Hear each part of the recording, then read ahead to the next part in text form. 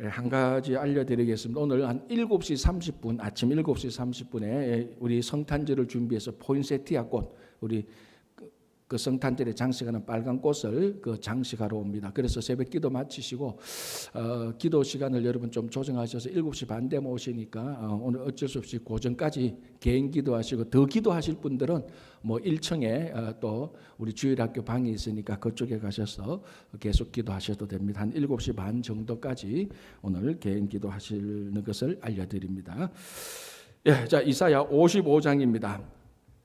이사야 55장은 이사야에서도 그리고 성경 전체에서도 가장 대표적인 초청장입니다. 초청장. 하나님께서 그 자녀들을 우리들에게 초청하는. 그래서 우리가 보통 예배를 시작할 때 처음 이제 성경 말씀을 인용하고 성경 말씀을 읽을 때 55장 1절 2절을 참 많이 읽죠. 1절에 오호라 너희 모든 목마른 자들아 물로 나오라, 돈 없는 자도 오라. 이 주님께서 초청하는 그런 내용들이 있는데요. 자, 1절에 보십시오. 오호라 너희 모든 목마른 자들아 물로 나오라, 초청을 한번 했죠. 그리고 3절 보시기 바랍니다. 3절 너희는 귀를 기울이고 내게로 나와 들어라, 또 나오라라고 또 초청을 하고요. 7절에 악인은 그의 길을, 불의한 자는 그의 생각을 버리고 여호와께로 돌아오라. 그가 긍휼히 여기시리니 우리가 하나님께로 돌아오라. 아까 7절에서도 여호와께로 돌아오라, 하나님께로 돌아오라. 계속해서 지금 초청을 하고 있습니다. 그래서 하나님께서 우리를 초청하는 가장 전형적인 이 초청장이 바로 이사야 55장입니다.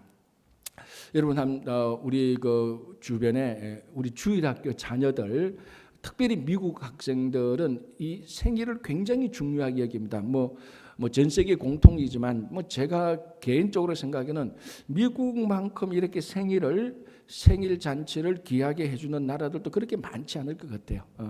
자, 그런데 이제 생일에는 또 뭐가 중요한가 하면은 우리 자녀들 그 옆에서 보면 이 자녀들이 생일 되면은 누구를 초청하느냐. 이제 그게 중요하죠.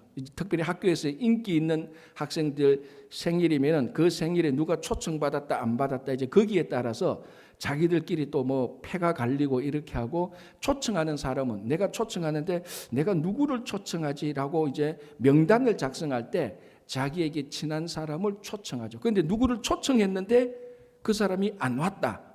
자, 그다음부터 어떻게 됩니까? 이제 패가 갈리는, 삐지고 패가 갈리는 거죠. 어른들만 그런 줄 알 때 아이들도 되게 민감해요. 특별히 생일에는. 그래서 누가 또 반대로 누구 생일인데 나를 초청 안 했다? 또 삐지는 거죠. 그러니까 생일 잔치는 참 잘해야 되더라고요, 보니까. 그러니까 뭐 아무나 다 초청하고 뭐 이렇게 하는데, 어쨌거나 이 초청에 관하여서 초청하는 자, 초청받는 자, 우리 생일 잔치 그 굉장히 중요한데, 오늘 55장은 그런 생일 잔치 정도가 아니고 영원한 생명에 하나님께서 우리를 초청합니다. 근데 초청 명단 리스트를 보니까 뭐냐면은 목마른 자, 돈 없는 자 모두 다 오래요. 나는 돈 많으니까 안 가도 된다? 나는 목 하나도 안 말라, 나는 안 가도 된다. 그런 사람은 진짜로 안 와도 되는 거예요. 그러니까 오늘 이사야 55장의 초청자는 이름을 쓴 게 아니고, 누구 이름을 쓴 게 아니고 그 조건에 합당한 사람이 오라는데, 조건을 보니까 모든 사람이 다 와도 되는 그런 초청장치입니다. 이 가장 영광스러운 초청장을 우리가 받아쥐고 있고, 우리가 그 초청에 응할 수 있는 것입니다. 여러분, 우리 주변에 보면은, 특별히 우리 한인 사회에 보면요, 가끔 이제 백악관에 갔다 온 사람들이 있습니다. 초청을 받아서. 그때부터 자기 평생 동안 이야기할 때는 내가 백악관에 갔다 왔는 그 얘기로 결론을 내야 이야기가 끝납니다. 계급장이에요. 계급장이고 완장이요. 무슨 얘기를, 경제 얘기, 건강 얘기, 가족 얘기를 해도 이 사람 얘기가 언제나 끝나나, 언제 끝나는 줄 압니까? 백악관 갔다 왔던 얘기를 해야 끝나요, 얘기가. 그만큼 백악관에 한번 초청 갔다 오면 굉장히 자부심을 가지고 있는 사람들이 가끔 있습니다.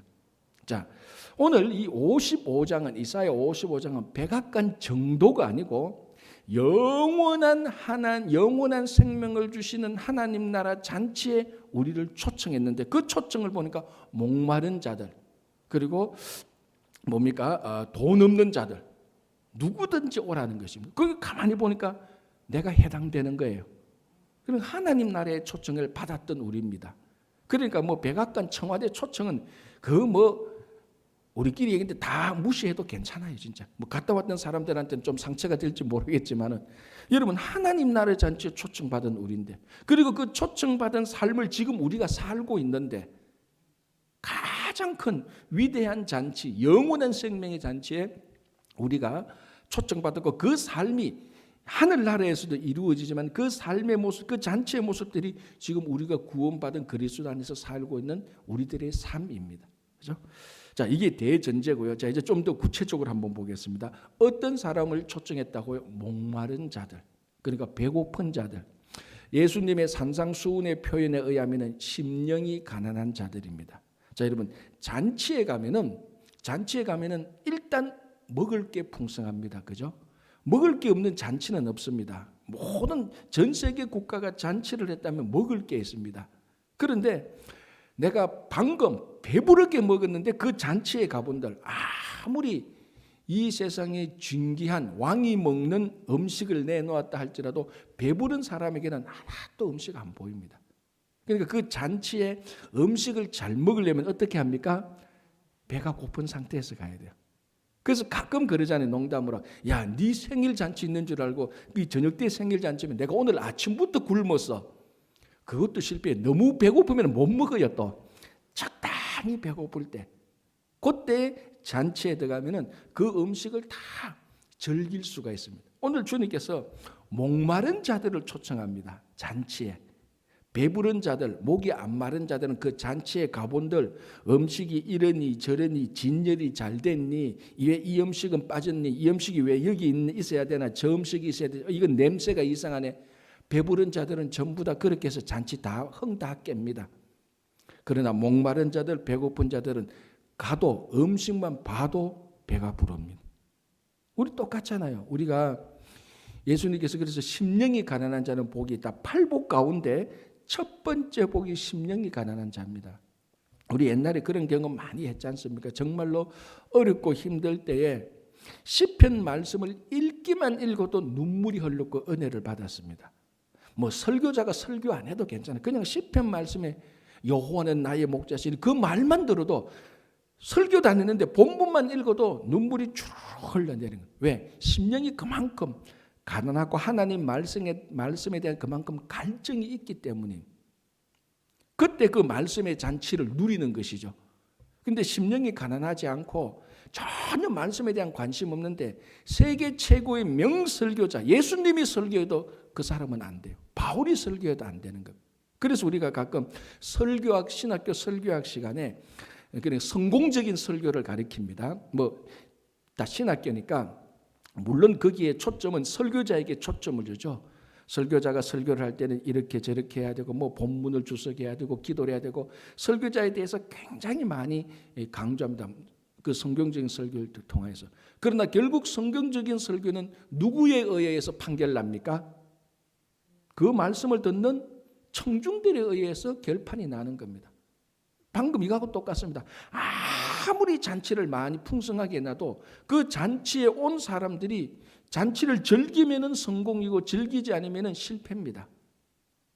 마찬가지입니다. 그러면 어떻게 해서 성공적인 설교를 할 수 있는가? 설교자가 중요하죠. 그러나 결판은 청중들에게 있습니다. 어떤 청중들? 말씀에 갈증이 있는 사람들. 말씀이 갈증이 있는 청중들한테 설교를 하면요, 설교가 좀 왔다 갔다 해도 괜찮아요. 그냥 그 설교 자체, 그 자리에 있는 자체가 은혜가 넘치는 겁니다. 그러나 우리 세상 말로 하면 뺀질뺀질한 사람들, 말씀에 대해서 전혀 갈증이 없는 사람들, 수만 명을 모아놓고요, 그 설교자가 40일 금식하고 설교해도 안 돼요. 성령도 안 돼요. 성령도. 왜? 갈증이 없으니까. 애시당초 하나님의 말씀 자체에 대한 목마름이 없으니까. 그래서 예수님께서 산상수훈을 하시기 전에 팔복을 하시는데 팔복의 첫 번째가 심령이 가난한 자입니다. 심령이 가난한 자면 그 산상수훈, 여러분 산상수훈은 인류 역사적으로 가장 위대한 설교입니다.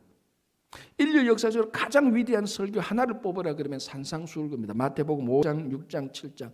그 위대한 하나님의 아들 하나님께서 직접 이 세상에 오셔서 말씀을 선포해도 심령이 가난하지 않으면 말씀이 듣지 않습니다. 그래서 산상수훈의 첫 번째, 팔복의 첫 번째 말로 심령이 가난한 자들은 복이 있다라고. 그래서 오늘 또 5절에 오호라, 죄송합니다. 이사야 55장의 1절에 오호라 너희 모든 목마른 자들아라고 말합니다. 목마른 자들이라는 거 그냥 모든 목마른 자들아. 말씀의 갈증이고 하나님을 간절히 찾는 자들은 다 초청합니다. 자, 그리고 뭐 물로 나오라. 돈 없는 자도 오라. 돈 없는 자, 가난한 자, 그죠? 오라. 너희는 와서 사 먹되 돈 없이 값 없이 와서 포도주와 젖을 사라. 이건 뭡니까? 그 잔치에 오는데 와서 뭡니까? 이것을 전부 다 공짜로 와서 먹으라. 공짜로 와서 사 먹으라. 자, 여기서 너희는 와서 사 먹되 돈 없이 값 없이 와서 포도주와 젖을 사. 그러니까 돈을 가지고 사 먹는 게 아니고 공짜로 먹으라는 겁니다. 이 풍성한 잔치야. 그래서 제가 전번에도 이런 말씀을 드렸던 적이 있습니다. 정말로 이 세상에서 가장 중요한 것은 우리들에게 공짜로 주어졌습니다. 우리들 입장에서 볼 때 공기, 물, 뭐 사실 공짜로 먹는 거죠.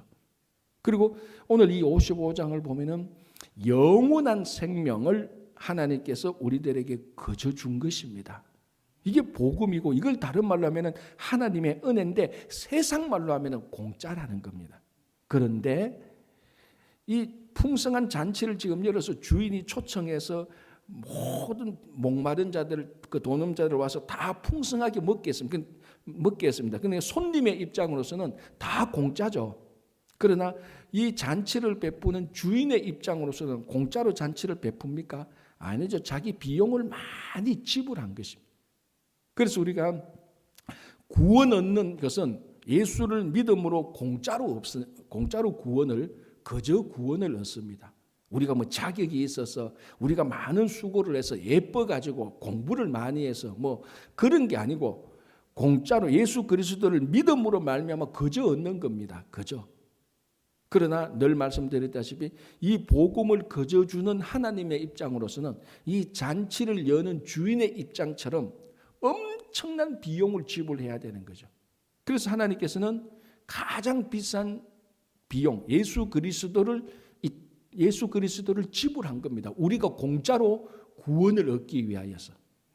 그래서 주인의 입장에서 보면 이 잔치는 절대로 공짜가 아닙니다. 주인의 입장에서 볼 때는 가장 비싼 비용을 지불하는 겁니다. 그러나 그 잔치에 참여하는 손님의 입장으로서는 진짜 공짜죠. 그래서 영원한 생명을 받는 우리로서는 공짜로 영원한 생명을 얻는 것입니다. 이게 하나님의 은혜라는 거예요. 그래서 이 초청장에 보면은 뭐 언제 어디서 이런 건 있을 수 있겠지만 얼마를 가지고 오셔요. 그런 거 전혀 없습니다. 그래서 가장 중요한 공기와 물이 공짜이듯이 가장 중요한 영원한 생명을 하나님께서 우리에게 하나님의 은혜로 세상 말로 하면은 공짜로 우리에게 주신 것입니다. 그래서 공짜로 받았기 때문에 은혜를 모르는 사람은 이 가치를 모르는 겁니다. 참 주변에 보면요, 이 은혜를 남용하는 사람들이 참 많이 있습니다. 그래서 그런 사람, 그러니까 은혜를 주면은 은혜의 가치를 알아야 되는데 그걸 남용하는 그런 경우가 있으면 은혜의 가치를 모르는 가장 또 불쌍한 사람이 될 수 있는 것입니다. 자, 2절 보겠습니다. 55장 2절 이렇게 되어 있습니다. 너희가 어찌하여 양식이 아닌 것을 위하여 은을 달아주며 배부르게 하지 못할 것을 위하여 수고하느냐. 내게 듣고 들을지어다. 그리하면 너희가 좋은 것을 먹을 것이며 너희 자신들이 기름진 것으로 즐거움을 얻으리라 라고 말합니다. 자, 2절 첫 부분에 어찌하여 양식이 아닌 것을 위하여 은을 달아주느냐.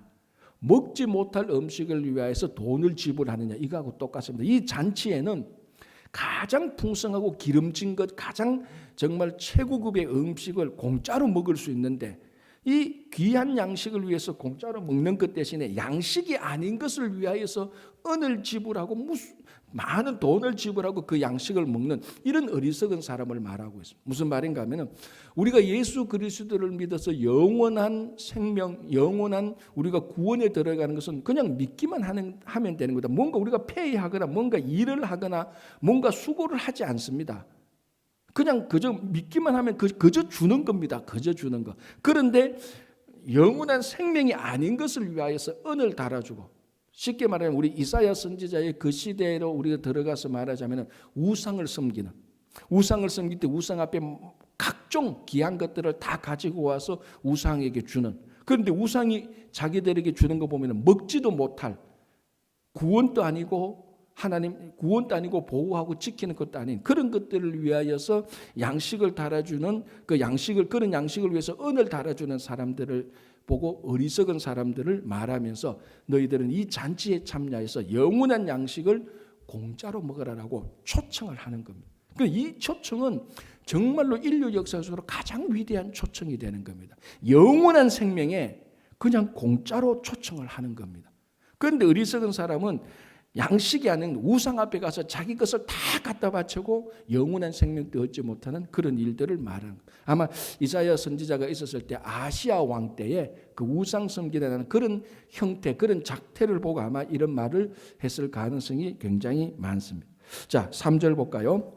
이렇게 되어 있습니다. 3절에 너희는 귀를 기울이고 내게로 나와 들으라. 그리하면 너희의 영혼이 살리라.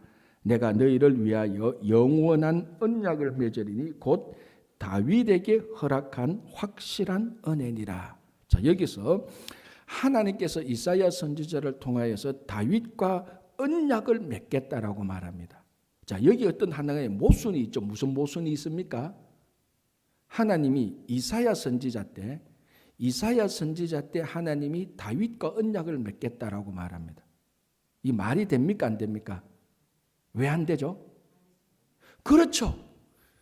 만약에 다윗이 이사야 선지자 다음에 올 사람이면은 이사야 선지자가 듣고 내 다음에 다윗이라는 사람이 오니까 다윗과 언약을 맺겠다. 하나님께서 나중에 언약을 맺겠다라고 이해가 됩니다. 이해가 되는데 다윗은 이사야보다 훨씬 앞에 사람입니다. 그런데 언약을 맺겠다니까 지금 다윗이 없잖아요. 이게 시대적으로 논리적으로 말이 안 되는 거예요.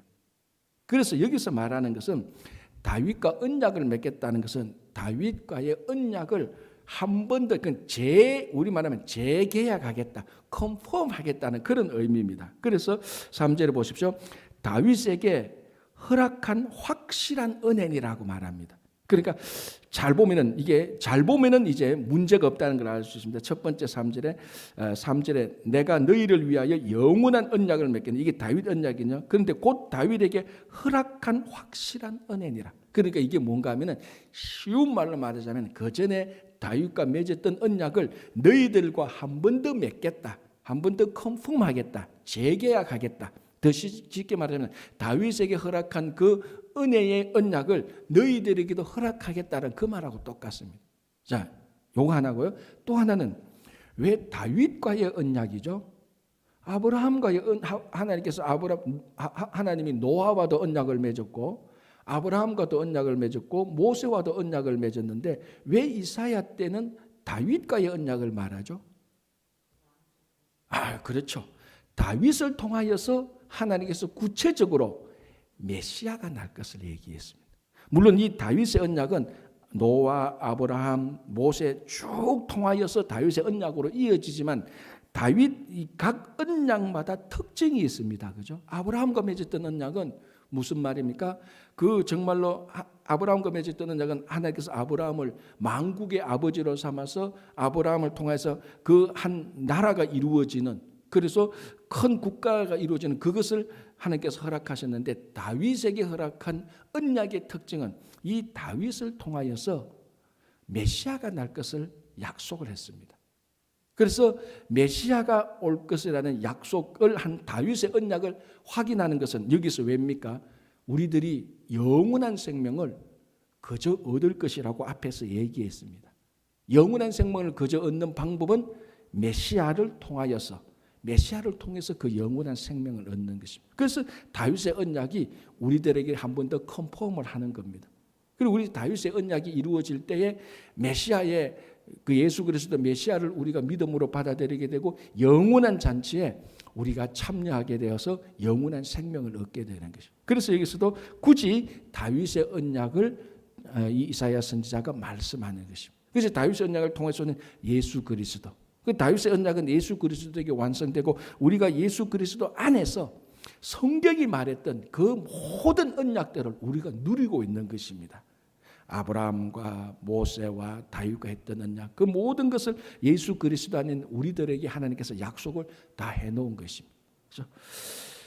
자, 이제 4절 보겠습니다.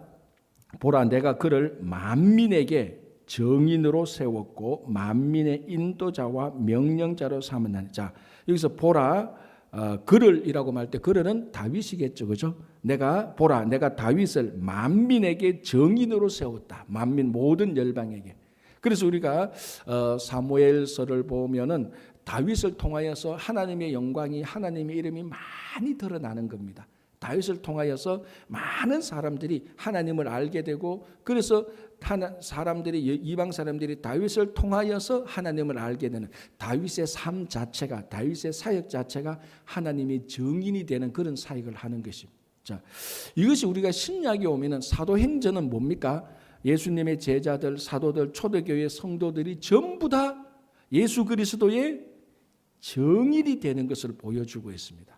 그러니까 사도행전은 전부 다 증인들의 삶을 보여주고 있습니다. 베드로부터 시작해서 뭐 순교하는 야고보, 그리고 바울, 그리고 뭐 스데반과 같은 초대교회 그 7 집사님들 나타나고, 또 이름 없는 초대교회 많은 성도들, 이런 모든 사람들이 하는 거 보면 전부 다 증인이 되는 겁니다. 예수 그리스도의 증인. 마치 이 시대에 다윗이 하나님의 증인이 되어서 많은 사람 열방에게 다윗이 증인 된 것처럼, 사도행전은 예수님의 제자와 초대교회 성도들이 열방의 증인이 되는 겁니다. 자, 그게 오늘날 우리들에게 그대로 이어지고 있지 않습니까? 오늘날 교회와 성도는 이 시대에 우리가 이 세상에 예수 그리스도의 증인이 되는 겁니다. 우리들의 말과 우리들의 삶을 통하여서. 그래서 보라, 내가 그를 만민에게, 다윗을 모든 열방의 증인으로 세웠다. 이것은 보라, 오늘 우리를 열방의 예수 그리스도의 증인으로 세운 것하고 마찬가지입니다. 자, 5절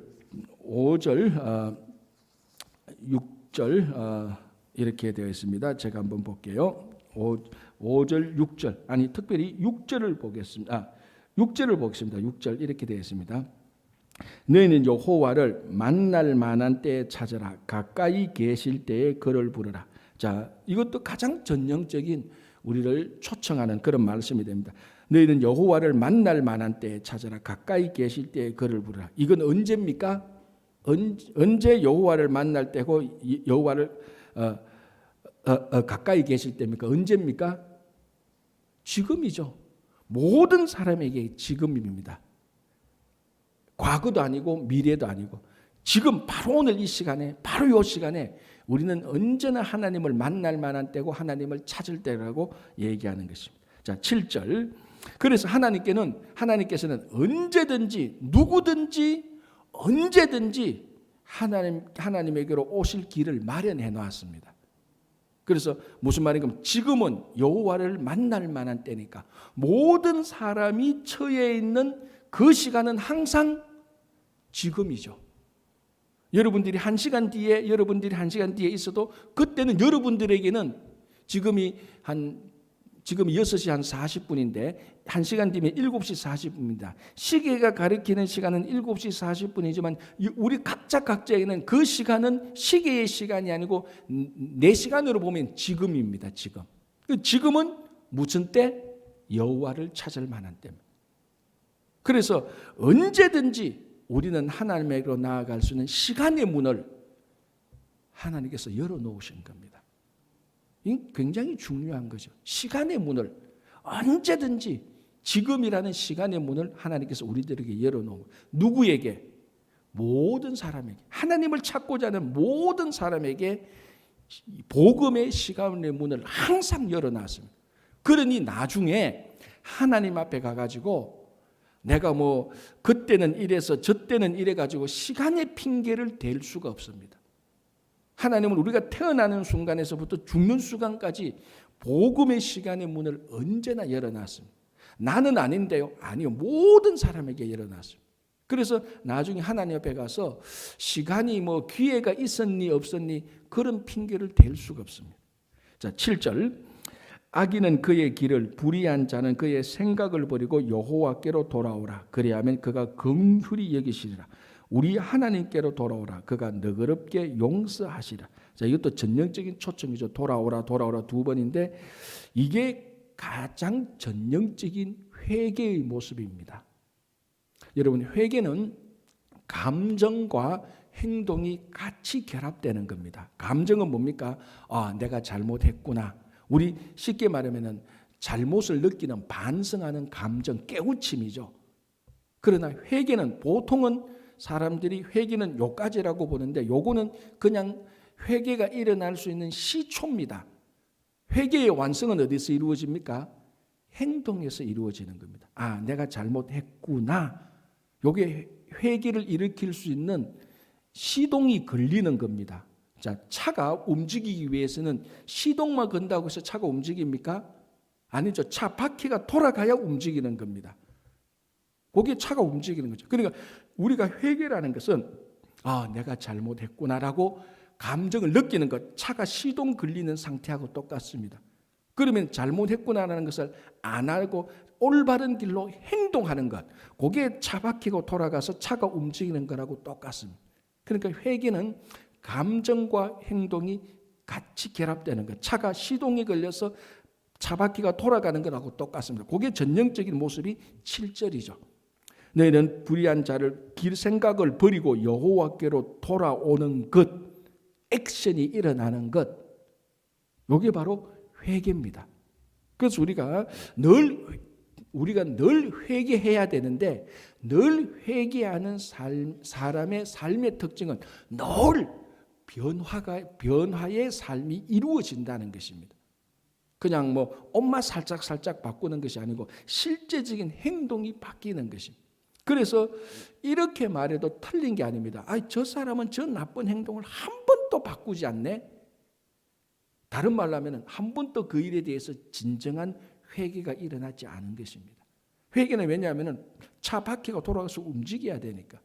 그래서 그 사람의 나쁜 행동이나 나쁜 습관이 아직까지 하나도 움직이지 않았다는 겁니다. 늘 마음으로만 가슴을 칩니다. 마음으로 가슴. 우리가 그런 건 잘해요. 울고 불고 하루 종일 울고 불고 해요. 그러나 바퀴가 움직이지 않는데 뭐 합니까? 그래서 회개는 실제로 하나님께로 돌아가는 겁니다. 발을 딱 떼는 거예요. 그게 오늘 7절에 악인은 그의 길을, 불의한 자는 그의 생각을 버리고, 자, 버리는 것 전부 다 행동이죠. 하나님께 돌아오는 것 전부 다 행동을 말하는 것이죠. 그렇죠? 자, 왜 하나님께로 돌아오라? 라고 말을 하는가 하면 8절에 말합니다. 이는 내 생각이 너희의 생각과 다르며 내 길은 너희의 길과 다름이니라. 여호와의 말씀이니라. 자, 우리가 이런 것은 종종 경험합니다. 그죠? 하나님의 생각이 내 생각하고 참 다르구나라는 것을 많이 경험합니다. 그런데도 극단적일 때, 일이 좀 과해질 때는 하나님이 자꾸 내 생각하고 같았으면 좋겠다라고 여길 때가 참 많이 있죠. 우리는 내 생각이 하나님과 같았으면 좋겠다 이런 생각보다는 하나님의 생각이 내 생각하고 같았으면 좋겠다 이런 생각이 많이 들죠. 맞죠? 그렇죠. 내가 요래 생각하는데 하나님도 요렇게 좀 생각해 주면 얼마나 좋을까. 이게 그러니까 우리가 이기적인 신앙이라고 말할 수 있죠. 진짜 성숙한 신앙은 뭡니까? 하나님의 생각이 이렇구나. 내가 그러면 그 생각에 맞추어야지. 이게 진짜로 성숙한 신앙인데. 자, 그러면은 내 생각에 하나님의 생각을 맞출 겁니까? 하나님의 생각에 내 생각을 맞출 겁니까? 가치는 어느 것이 더 중요하냐, 더 진리냐 이거죠. 내 생각이 하나님보다 더 올바르면 하나님 내 생각에 맞추세요 말할 수 있는 거죠. 그러나 한 번도 그런 적이 없습니다. 그래서 9절에 보십시오. 이는 하늘이 땅보다 높음 같이 내 길이 너희의 길보다 높으며 내 생각은 너희의 생각보다 높음이니라. 자, 논리적으로 말을 해봅시다. 내 생각이 있고 하나님의 생각인데 내 생각이 하나님의 생각보다 훨씬 더 깊고 넓고 더 좋으면은 하나님이 내 생각에 맞추어야죠. 자, 지금 논리적으로 말하는 거예요. 그러나 한 번도 내 생각이 하나님보다 더 깊거나 넓거나 올바른 적은 한 번도 없습니다. 하나님의 생각이 항상 더 깊고 높고 올바랐습니다. 그래서 우리 생각을 하나님께 맞춰야 되죠. 이게 신앙이죠. 이게 여기에서 성숙한 신앙이 일어나는 겁니다. 그런데 때로는 참 하나님의 생각에 맞추기 싫을 때가 너무너무 많아요. 가장 하나님의 생각에 맞추기 싫은 생각이 뭡니까? 원수를 사랑하라는 것. 그 생각은 참 맞추기 싫을 때가 많아요. 그죠? 참 맞추기 싫어요. 그러나 그 생각이 훨씬 더 깊고 넓고 바르다는 겁니다. 그러면은 어떻게 우리가 하나님의 생각에 맞출 수 있느냐? 우리 힘으로 안 되죠. 제가 잘 쓰는 말로 택도 없습니다. 어떻게 맨정신으로 원수를 사랑할 수 있습니까? 안 되죠. 그래서 이제 성경 전체를 보면은 성령께서 우리를 감동시켜서 성령께서 우리 생각과 마음을 변화시켜 줘야만 원수를 사랑할 수가 있습니다. 그 외에는 방법이 없습니다. 어느 성인 군자가요 순수하게 원수를 사랑할 수 있습니까? 사랑할 수, 그건 사람이 아니에요. 그러나 성령께서 우리를 변화시킬 때 우리가 하나님의 생각에 맞출 수가 있습니다. 그게 기도하는 거지요. 그게 기도하는 겁니다. 우리는 종종 어떤 기도를 합니까? 하나님께 간구해서 하나님의 생각을 내 기도에 맞추도록 기도를 많이, 하나님의 생각을 내 생각에 맞추도록 많이 기도합니다. 자, 그것도 안 하는 것보다 훨씬 낫습니다. 그러면 성령께서 우리를 탄원해서 하나님의 생각을 내게 맞추도록 하는 이기적인 기도를 성령께서 바꾸어 줍니다. 어떻게? 우리 생각을 하나님께 맞추도록. 그게 로마서 8장에 나오는 거, 성령께서 우리 기도를 탄원하여 주는, 바로 그 성령께서 우리가 기도할 때 성령께서 하시는 일입니다. 그래서 오늘 8절 9절 보면 하나님의 생각은 우리하고 참 다릅니다. 그죠? 그래서 우리가 하나님의 생각에 맞춰야 됩니다. 왜? 하나님의 생각은 항상 진리였고 올바랐기 때문입니다. 그럼 어떻게? 우리 힘과 우리 생각은 안 됩니다. 그래서 기도를 해서 성령께서 우리 생각을 바꾸어서 하나님의 생각에 맞추도록 하는, 그게 기도의 성인입니다. 그래서 기도를 많이 한다, 적게 한다, 오래 한다, 짧게 한다, 이것도 중요합니다. 그러나 더 중요한 것은 그 기도를 통하여서 성령께서 나를 변화시켜서 어떤 일이든지 무슨 말이든지 간에 하나님의 생각에 내가 맞추어지는, 그래서 세월이 20년 30년 가면은 뭔가 모르게 내 뜻과 결정이 진짜로 순수하게, 내가 좀 손해보고 내가 좀 불편해도 하나님의 뜻에 맞추어가는, 그래서 고집을 꺾는, 그래서 가장 위대한 신앙의 성숙은 물과 같다는 겁니다. 물은 모든 데 다 맞추어 들어갑니다. 다 맞춰. 어떻게 보면 진짜 줏대도 없는 것 같아요. 그러나 가장 낮은 곳에 들어가서 모든 것을 다 맞추는, 그게 예수님의 모습입니다. 그래서 예수님께서 세리와 죄인들이 있는 가장 낮은 곳에 가서 그들과 함께 식사를 하니까 종교 지도자들이 그걸 이해를 못한 겁니다. 어떻게 세리와 죄인들과 함께 식사를 하느냐? 이해를 못한 거죠. 그게 가장 하나님의 생각에 맞춘 예수님의 모습이 되는 겁니다. 그게 우리 성숙한 성도의 모습이 되는 겁니다. 자, 이제 10절 11절 한번 보겠습니다. 간단히 볼게요. 이는 비와 눈이 하늘로부터 내려서 그리로 되돌아가지 아니하고 땅을 적셔서 소출이 나게 하며 싹이 나게 하여 파종하는 자에게는 종자를 주며 먹는 자에게는 양식을 줌과 같이, 좀 길게 말을 했어요. 한마디로 말하면 뭡니까? 하늘에서 내리는 비가 땅에 많은 소출을 낸다는 겁니다. 하늘에서 내리는 비가 다시 하늘로 올라가지 않고 땅에 내려서 많은 소출을 내는 것처럼 11절 내 입에서 나가는 말, 하나님의 입에서 나가는 말도 이와 같이 헛되이 하나님께로 돌아오지 않고 기뻐하는 뜻을 이루며 내가 보낸 일에 형통하리라. 그러니까 하늘에서 내린 비가 땅에서 많은 열매를 맺는 것처럼 하나님께서 하시는 일도 많은 형통한 일에 열매를 맺는다는 겁니다. 그래서 이 하나님의 생각에 맞추라는 것입니다. 하나님의 생각에 맞추면은 땅에 많은 소출이 일어나는 것처럼 형통한 일이 될 것이라는 것입니다. 하나님의 생각에 맞추면. 물론 이 형통한 일이라는 것은 내가 생각한 형통한 일은 아닙니다. 하나님이 생각한 형통한 일입니다. 그걸 또 맞출 수 있고 그걸 볼 수가 있게 되는 것이죠. 그래서 하나님의 생각이 내하고 달라도 지금 하나님의 생각이 지금 이게 아닌데라고 해도 그 생각에 맞추면은 하나님께서 정해 놓은 형통한 일이 우리들에게 이루어질 것이라는 이제 그 모습이 12절 13절이죠. 자, 12절 보십시오. 너희에게 너희는 기쁨으로 나아가며 평안히 인도함을 받을 것이요. 하나님의 형통한 일에 맞추면 기쁨으로 나갈 수 있고 평안히 인도함을 받을 수 있습니다. 자, 여러분 기도할 때 찝찝한 거 있잖아요, 그죠? 기도했는데 이게 좀 찝찝해. 그러면은요 그 기도가 틀린 겁니다, 여러분. 아주 간단해요. 하나님, 내가 이 일을 할까요, 말까요? 안 하는 게 맞지 하고 1시간, 2시간 기도하고 교회 문을 딱 나오는데 찝찝해. 왜 그럴까요? 내가 잘못 결론을 내린 겁니다. 근데 좀 불편하고 힘들어.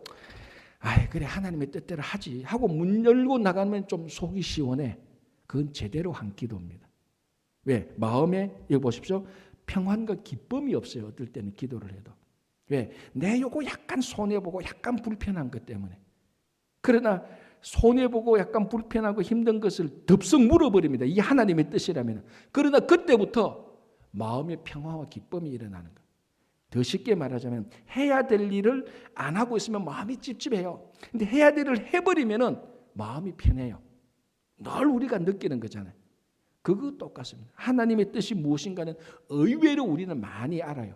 그런데 그걸 자꾸 그 뜻까지 못 가는 게 그 중간에 우리들의 이기적인 탐욕이 있기 때문에 그렇습니다. 그러나 하나님의 뜻, 하나님의 생각에 맞추어 버리면은 그때부터 기쁨과 평화가 나타납니다. 물론 좀 몸은 불편할 수가 있어요. 그러나 몸 불편한 것보다 마음의 평화와 기쁨이 훨씬 더 낫지 않습니까?